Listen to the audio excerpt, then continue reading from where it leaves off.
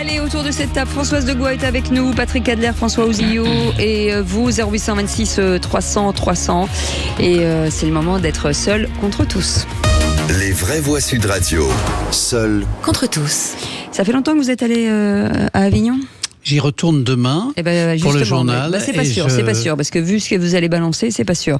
1780 spectacles en Avignon cette année, il est temps d'arrêter cette débâcle. Il faut arrêter le massacre et au nom du sacro-saint droit de s'exprimer, on a 1780 spectacles. L'an dernier, on avait 1520.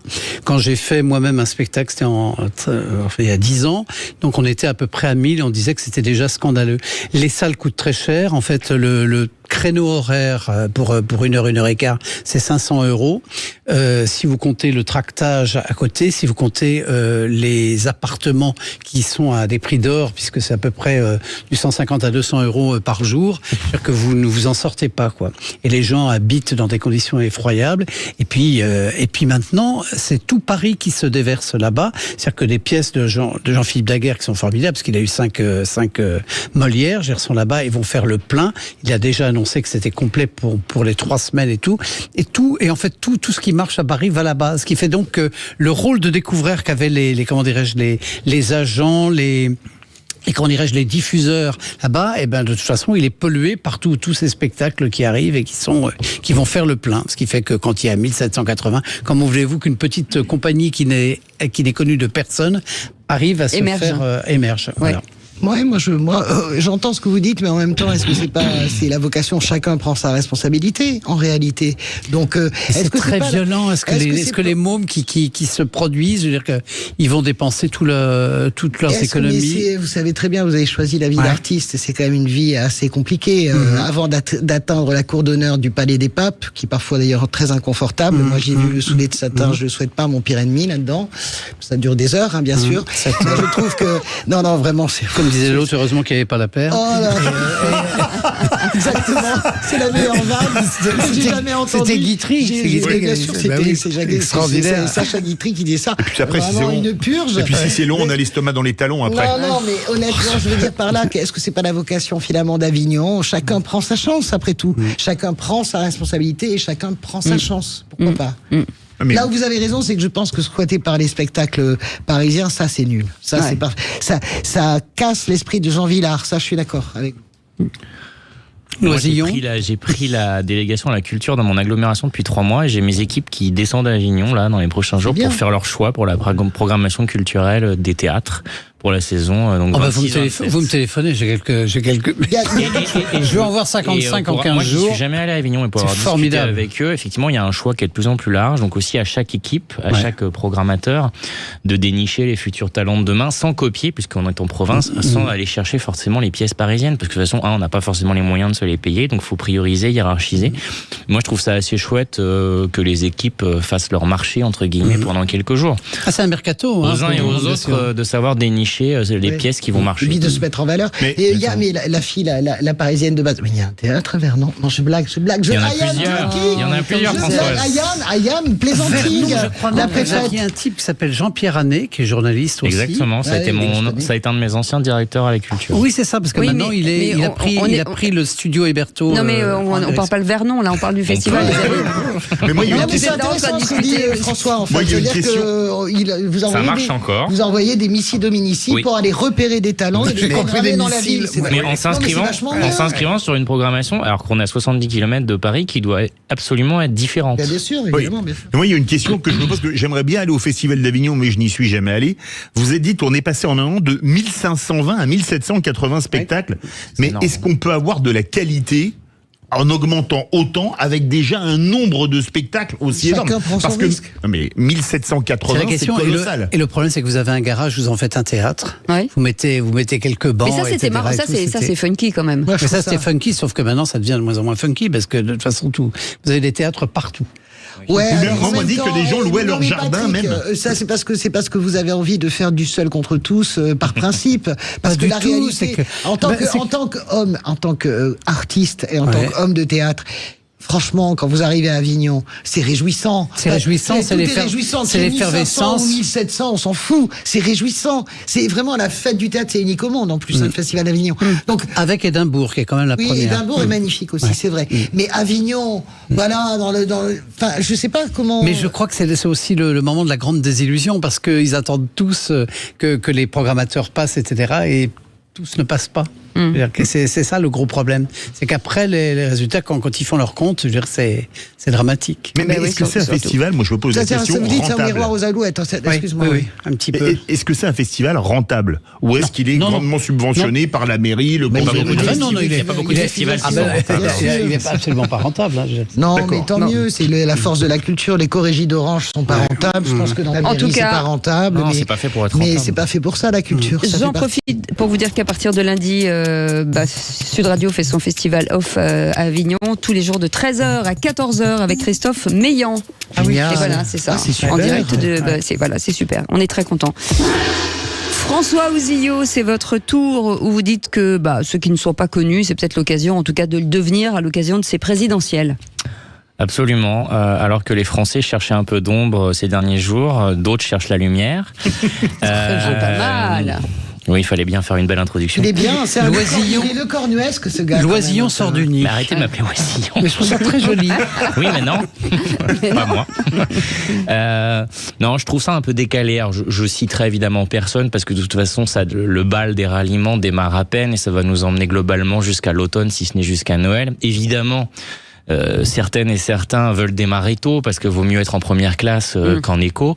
En revanche, je trouve ça extrêmement décalé par rapport à la période qu'on vit actuellement. On a quand même eu un certain nombre de crises. La dernière, c'est la canicule. Il y en aura sans doute d'autres. C'est la guerre dans un certain nombre d'endroits de la planète. Je trouve ça, alors que le gouvernement actuel essaye de faire en sorte que les choses fonctionnent au mieux et bientôt trouve un chemin pour voter de nouveau un budget pour 2027. On est en train il gère les crises, il gère le quotidien qui est quand même assez chargé pour notre Premier ministre et pour ses ministres.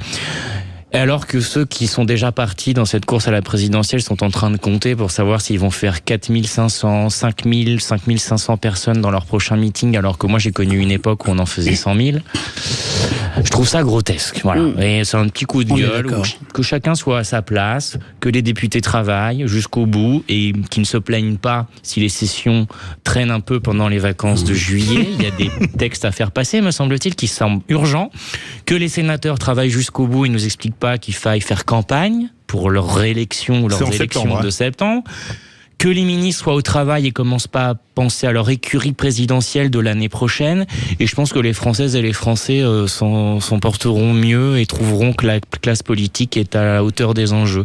Et ce que je vois à droite comme à gauche me désespère un peu sur les débats à venir dans les mois à venir. Et d'ailleurs, ce qui a démarré ces dernières semaines ou ces derniers mois n'est quand même pas d'un grand niveau. Voilà. Ça chipe le ch'tignon là en ce moment. Ouais, moi je suis pas du tout désespéré par ça parce que c'est le jeu habituel et vous le savez très bien. C'est pire que d'habitude. Non, je crois pas que c'est pire que d'habitude. Mais il y en a plus que 30. C'est pas pire que d'habitude. Vous verrez qu'à la fin, vraiment, ça va tomber dans l'entonnoir et ça terminera à un truc tout à fait normal. Mais le niveau a tellement baissé qu'il y a de plus en plus de prétendants. Je ne crois pas que le niveau a baissé. Je pense pas du tout que le niveau a baissé. Moi, je suis pas du tout dans le c'était mieux avantisme. J'entends ce que vous dites, mais gauche comme droite, je trouve que c'était mieux. Mais vous savez très bien que de toute façon, quoi qu'il advienne, c'est la règle. La présidentielle, c'est le seul endroit c'est la seule chose qui vous permet d'exister. C'est pour ça qu'il y a des candidats comme Nicolas Dupont-Aignan qui sont inlassablement candidats parce que c'est la mère des batailles.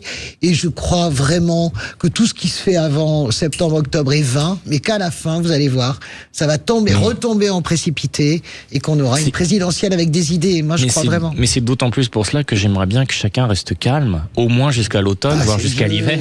Mais là où je vais dans le sens de François, est-ce que ça n'efface pas en fait des sujets importants, c'est-à-dire qu'on est dans les petites tambouilles plutôt que d'avoir. C'est pas effacé. Regardez, parce que Philippe Brand, par exemple, qui est candidat à la primaire des socialistes. Il est du même département que François Ouzillot, d'ailleurs. Je connais bien Philippe Brand, ce qu'il peut avoir de passionnant et d'irritant. Ne disons rien, c'est pas la peine. Mais moi, j'aime beaucoup. Il me fait bien rire. Mais je veux dire par là que oui, c'est pas grave. Mais tout ça, ça n'efface pas le fait qu'on parle de la canicule. Est-ce que c'est pas un peu décalé ? Est-ce que c'est pas un peu décalé par rapport à C'est ce sa qu'on dit responsabilité que ça le soit. Non, je parle pas de Philippe en général, je parle de tout le monde. Non, mais moi je crois que pour faire un trait d'humour, vu le département d'où vous êtes élu, avant l'heure c'est pas l'heure et après l'heure c'est plus l'heure. C'est énorme. Et je pense qu'il y a On l'a jamais fait dans l'heure. Non mais et il y a le bon On timing. découvre cette vanne de ouf. C'est vrai. Pour le Les jeux de mots dans l'heure, je vous assure que. Non, mais pour le j'en ai coup, pas c'est été. vraiment décalé. C'est fou. Non, et donc Mais je vais la noter pour la redire, parce que vraiment, merci Philippe. Pour des prochains slogans de campagne, je prends. Ouais, vraiment, c'est- S'il vous plaît, prenez un conseil communal. Ouais, non, vraiment. et je suis assez d'accord sur un point, c'est que c'est peut-être pas le bon timing pour se rallier, mais on est dans une campagne présidentielle hors norme où le président peut pas se représenter. Un, c'est pas le bon timing, et deux, avant, on allait chercher des ralliements qui pesaient dans la je sais sur la pas. balance. Excusez-moi, mais là, Maud on va Bréjon, ça chercher pèse. des gens que personne ne connaît, quoi. Excusez-moi, globalement. Maud Bréjon, ça pèse. Ça elle est porte-parole du gouvernement, quand même. Mais ça pèse toujours moins qu'un ancien Premier ministre ou un ancien ministre des Affaires étrangères, Elle est quand même ou un porte-parole du ancien gouvernement. candidat. Mais vous etc. savez, mais ça ce va que- mais ce que je veux venir, dire, et de ça toute va façon- venir. Moi, vous savez très bien, François, là, vous faites de l'exercice de style parce que ça vous plaît, parce que vous aviez envie de trouver un seul contre Non, mais- tous, parce que Non, la non, j'y vérité- crois vraiment, et ça m'agace et ça se voit sur moi. Mais d'ailleurs. c'est le folklore habituel de la politique Non, je trouve française. que- Objectivement, Oui, mais franchement, on a toujours Lors eu des trucs précédentes comme ça. présidentielles, on vivait pas autant de crises Oh, on a successives. eu Dominique Strauss-Kahn qui était favori depuis 6 mois, qui termine au trou en 24 heures. Mais on Alors, n'avait tu pas vois, les mêmes. non, Au mais trou, les c'est le cas de le dire. Oui, non mais les crises des On présidentielles. n'avait pas les mêmes problèmes financiers, on n'avait pas les mêmes problèmes de conflits dans le monde. Non mais François On n'avait Fillon pas- inculpé pendant sa Oh, campagne. mais là, on n'est pas mal Ça a quand même. commencé Là, en on janvier. revient. Moi je trouve qu'on est quand même Là, on est raisonnable juin. par rapport à ce que par Ah non, rapport moi, à je ce qu'on trouve a pas ça connu. très non, mais, raisonnable. non, mais moi je trouve que cette inflation de candidats Je trouve que ça éloigne les gens de la ça éloigne politique les encore. gens. Et je crois qu'il y a un deuxième vont y problème. venir. Alors désolé, je vais être transgressif et je laisse la parole à Patrick qui a rien dit. Parce que je pense, j'en parlais avec un ami qui est docteur en sciences politiques il y a des années, qui me disait, Philippe, ce qui met la panade dans nos institutions, c'est l'élection du président de la République au suffrage universel avec le quinquennat et avec les législatives après. Parce qu'il n'y a plus qu'une seule élection qui compte, la présidentielle. On valide à la législative. La dernière fois, on n'a pas totalement validé, il y avait une majorité relative. C'est la deuxième fois après 88. Et après, pendant 5 ans, il ne se d'accord. passe plus rien. Et moi, je crois qu'avec ça, on a totalement Mais dénaturé les C'est institutions. Jospin qui a vraiment déconné. Ah, mais hein. totalement. Non, mais totalement. Et tout ça pour se venger de Jacques Chirac dans la cohabitation. En pensant gagner. En pensant gagner. Il a ouvert lui-même le piège qui a fait qu'il a chuté le 21 Voilà, avril. entièrement Parce d'accord. qu'il a ouvert tous les appétits de Christiane Taubira, de Jean-Pierre Chevènement, Chevènement, de tout le etc. monde. Non, vraiment, c'est la pire erreur, c'est d'être Ah, mais passé au je suis quinquennat. entièrement. Ah il oui, a je suis tué les d'accord aussi. institutions de la Et cinquième. particulièrement dans ce pays, 5 ans, c'est rien pour agir. Ouais, ouais. Bah, il faut changer. Il faudrait revenir au septennat. Moi, j'aderais Pas un septennat contre. unique, sans Voilà. se Soit en représenter. soit- Ah, mais je suis entièrement d'accord. En fait, c'est incroyable. c'est non, mais c'est génial. pas Ouais, c'est gênant. bizarre. Non. C'est pas gênant d'avoir 5 ans à partir du moment où tout Alors- est simplifié. Mais c'est pas forcément le cas de Alors, notre pays. moi- Donc, faut avoir plus de temps pour Moi, faire les j'ai choses. une autre opinion. Ne riez pas. Non, Je personne voudrais ne rit. passer au sexennat, c'est-à-dire 6 ans pour le président, et passer les députés à 4 ans. Comme ça, on garde toujours 7 ans, c'est un peu long. Un risque. On met 6 ans, donc c'est à peu près, c'est mi-chèvre, mi-chou entre le septennat et le quinquennat, mais on garde toujours 2 ans de delta entre le député et le président, comme quand c'était le septennat.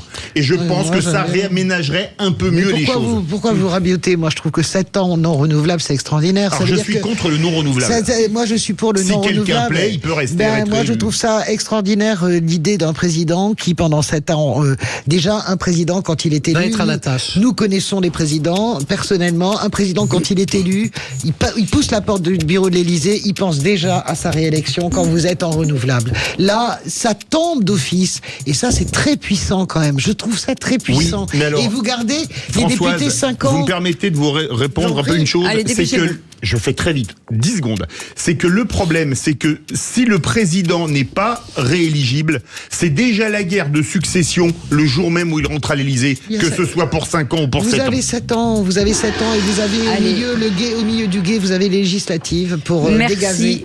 Merci les amis, merci beaucoup. Dégorger les en tout cas. escargots. Voilà, vous avez bien fait de parler pour dire un truc pareil. Dans un instant, la fois en plus, on va revenir sur le Canet, sur Barcelone, sur Nice-Soubrel, les refus d'obtempérer qui se multiplient ces derniers jours. Jean-Luc Bragato, il sera avec nous dans quelques instants, secrétaire départemental Alliance Police Nationale des Alpes-Maritimes. On en parle dans un instant. 17h-20h, les vraies voix Sud Radio.